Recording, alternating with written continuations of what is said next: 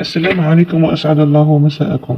تناولت وسائل التواصل الاجتماعي فيديو آثار جد وسام نشرته إحدى الممرضات على منصة تيك توك، وهي تحضر جثمان شخص متوفي داخل مستشفى زميرلي بالحراش بالجزائر العاصمة. قبل البدء في الفيديو رجاء الاشتراك في القناة تدعيم من لنا فضلا وليس أمرا.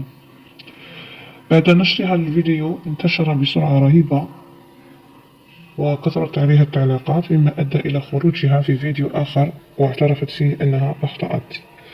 المشهد هذا أثار غضب الجزائريين الذين استنكروا العمل الذي قامت به هذه الممرضة واعتبروا السلوك غير إنساني وطالبوا بأشد العقوبات، في حين الرأي الثاني رأى أنها فعلا أخطأت وتستحق العقاب، لكن ليس لدرجة السجن والطرد من الوظيفة.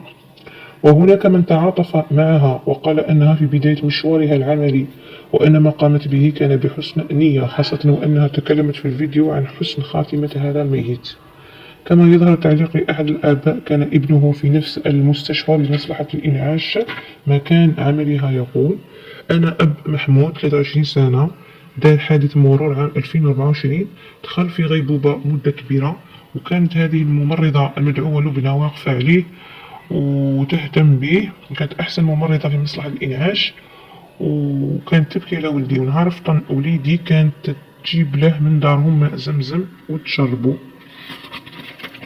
أما بخصوص وزارة الصحة فقد أصدرت بيان تستنكر فيه تصرف الممرضة واعتبرتها تصرفات بعيدة كل البعد عن الإنسانية، وأكدت أنها لن تتسامح مع أي تجاوز أو سلوك يسيء للقطاع الصحي، وتم إيقافها عن العمل مباشرة.